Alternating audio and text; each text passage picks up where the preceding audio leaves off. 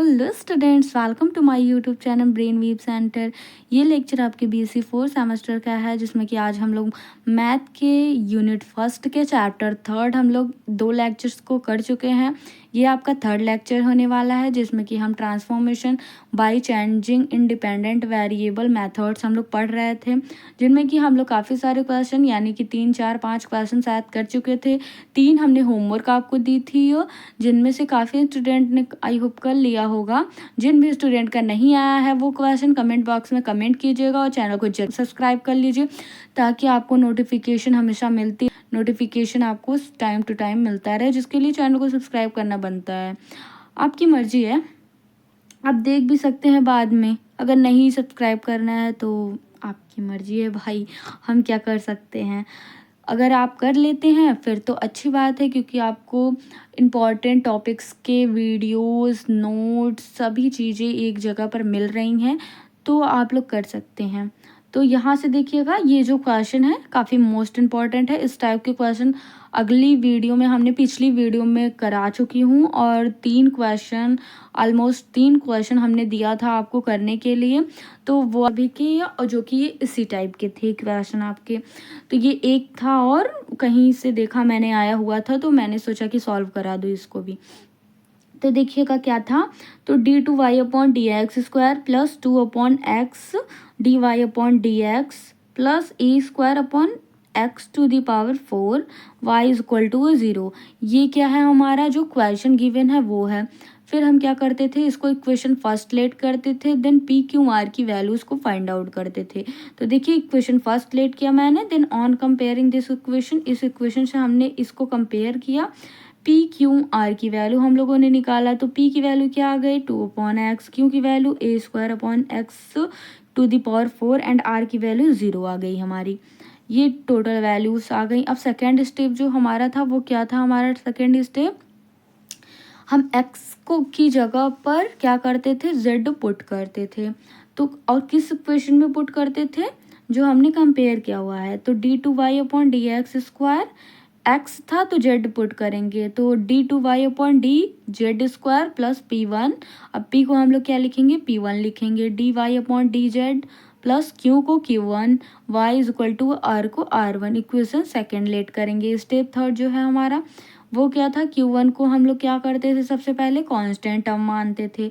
तो q1 formula क्या था हमारा, q1 q/dz/dx का होल ऑफ द स्क्वायर। ये फॉर्मूला था। अब फॉर्मूला के इक्वल हम लोग क्या मान लेंगे, अब इसी के इक्वल जो है हमारा क्या है, अब क्यू के इक्वल क्या है, जो अभी हमने फाइंड आउट किया हुआ, यहाँ से देखिएगा a²/x⁴ अपॉन ये it is dz/dx whole of the square. अब केवल इसको लिखेंगे, देखिएगा a²/x⁴ अपॉन dz/dx का स्क्वायर, यहाँ से आ गया।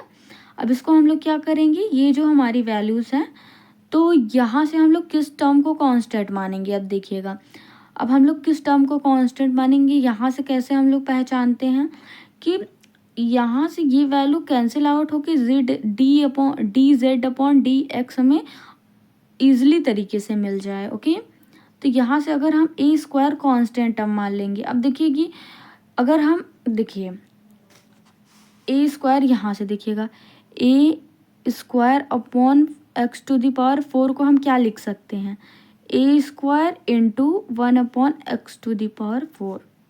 तो इस पूरे का कोफिशिएंट क्या आ रहा है, a² आ रहा है, तो इसीलिए हम लोग क्या करते हैं, x के कोफिशिएंट को ही लेट करते हैं।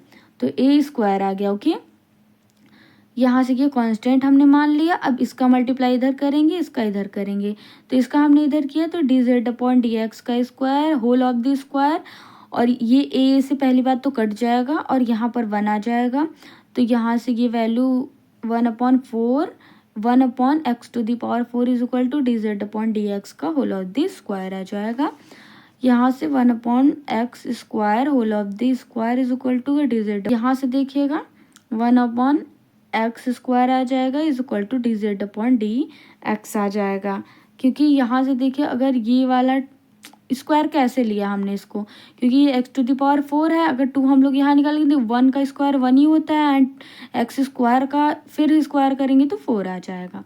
तो इसीलिए हम लोग इसको इस तरीके से लिख सकते हैं, स्क्वायर स्क्वायर कैंसिल आउट हो जाएगा, 1/स्क्वायर इज इक्वल टू dz/dx बच जाएगा। इसको इक्वेशन ए लेट करेंगे। अब इक्वेशन ए को हम लोग क्या करते थे, एक बार डिफ्रेंशिएट करते थे, एक बार इंटीग्रेट करते थे। तो सबसे पहले क्या करेंगे, इंटीग्रेट करेंगे, जिससे कि हमें जेड की वैल्यू फाइंड आउट होगी। तो ऑन इंटीग्रेशन इक्वेशन ए, तो ए को इंटीग्रेट करेंगे तो ये हमारा एक्स टू द पावर 2 जो है वो ऊपर चला जाएगा, तो -2 हो जाएगा। जेड इज इक्वल टू क्या आ जाएगा, -1/x आ जाएगा। ये पूरी वैल्यू आ जाएगी। अब क्या करेंगे, डिफ्रेंशिएशन करेंगे। अब देखिएगा हम लोग इसको डिफ्रेंशिएट करेंगे इक्वेशन ए को, तो dz/dx² is equal to 1/x का स्क्वायर।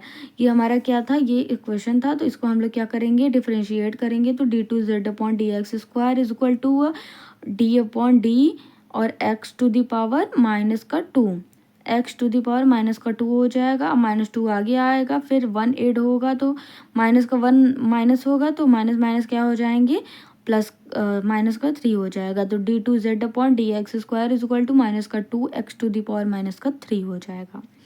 ये आप लोगों को आता होगा, क्लास 12 से आप लोग पढ़ते आ रहे हैं, तो डिफ्रेंशिएशन इंटीग्रेशन आप लोगों को आना चाहिए।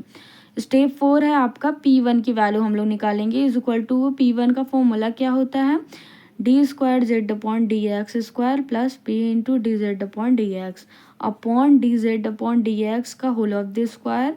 तो P1 इज इक्वल टू क्या हो जाएगा, इसकी वैल्यू क्या आई है, -2 एक्स टू द पावर -3।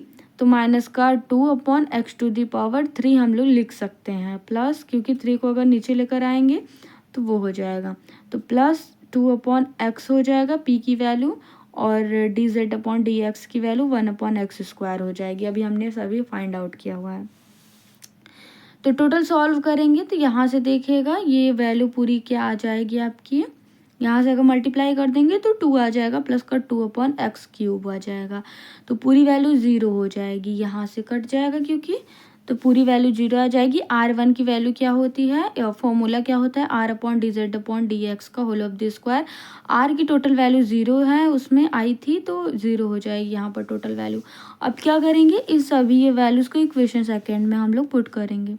तो इस इक्वेशन सेकेंड जो था हमारा वो d2y/dx² plus P1 dy/dz plus Q1 y is equal to R1 है।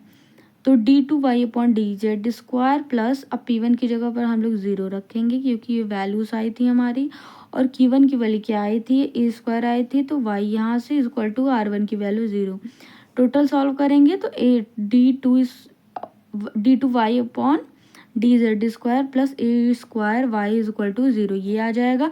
अब हम लोग d/d2/dz² को हम लोग d के फॉर्म में लिख सकते हैं, d2 के फॉर्म में। तो यहाँ से d2 आ गया, प्लस अब a² और y को हम लोगों ने दोनों ओर से कॉमन ले लिया, इक्वल टू 0, इसको b मान लेंगे इक्वेशन। अब हम क्या निकालेंगे, ऑक्सिलरी इक्वेशन। ऑक्सिलरी इक्वेशन निकालने के लिए d की जगह पर हमें m पुट करना होता है, y को निगलेक्ट करना होता है, और 0। तो m² plus a² is equal to 0।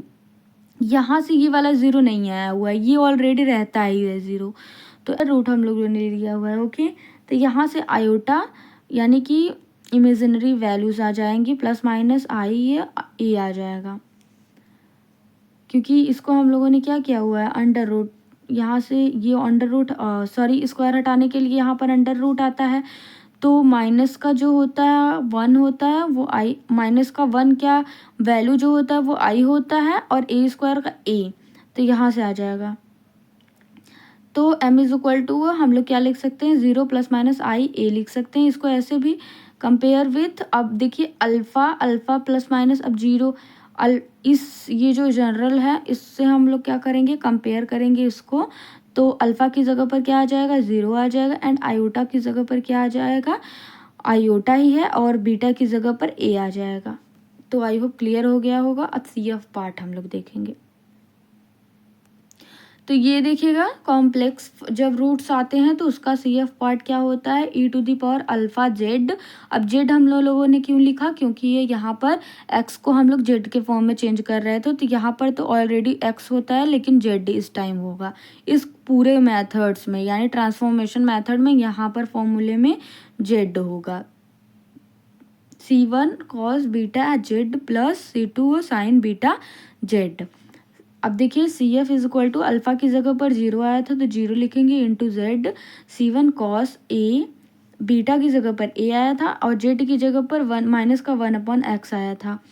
पिछला में देख लीजिएगा आप सभी जहाँ नोट डाउन किए होंगे। C2 plus C2 sine alpha की जगह बीटा की जगह पर a, जेड की जगह पर माइनस का 1/x, क्योंकि आया था z is equal to minus का 1/x जब इंटीग्रेट किए थे आप लोग इक्वेशन ए को।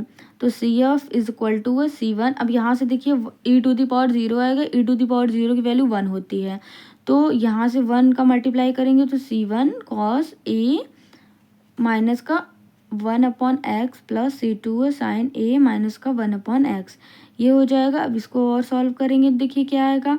ए का हम लोगों ने अंदर मल्टीप्लाई कर दिया तो C1 cos minus a/x plus C2 cos minus a/x, तो C1 कॉस a/x। अब इधर हम लोगों ने क्या किया, माइनस का मल्टीप्लाई कर दिया हुआ है तो माइनस का C2 साइन a/x हो जाएगा। ओके, तो यहाँ से देखिएगा, यहाँ से देखिए जब कॉस का -x होता है तो कॉस x आता है, ये सभी ध्यान दीजिएगा, आप लोग पहले पढ़ चुके हैं। तो जब कॉस थीटा, देखिए cos minus theta is equal to cos theta होता है, sine minus theta is equal to sine theta होता है, माइनस का साइन थीटा होता है। तो यहाँ से देखिएगा जो है ये क्या हो जाएगा, कॉस ये थीटा इज इक्वल टू क्या हो जाएगा ax हो जाएगा। यहाँ से देखिएगा माइनस का आएगा, इसको आप लोग सही कर लीजिएगा, यहाँ पर देखिए तभी माइनस आया हुआ है। तो PI हमारा क्या हो जाएगा, R की वैल्यू क्या होती है 0, तो PI 0। जनरल इक्वेशन क्या हो जाएगा हमारा, ये आपका y is equal to CF plus PI, तो y इज इक्वल टू, अब CF की वैल्यू केवल रखेंगे, PI हमारा 0 ऑलरेडी है, तो यही हमारा आंसर हो जाएगा। आई होप ये क्वेश्चन आप लोगों को समझ में आया होगा स्टूडेंट्स। अगर समझ में आया हो तो लाइक, नहीं समझ में आया हो तो कमेंट कीजिएगा कि कहाँ पर नहीं समझ में आया है। मैं दूसरी वीडियो बनाऊंगी इसी क्वेश्चन पे, अगर आप लोगों को समझ में नहीं आई हो तो कहाँ नहीं समझ में आया उसको भी बता दीजिएगा। तब तक के लिए आप सभी अच्छे से पढ़ाई करते रहिए। Thank you so much.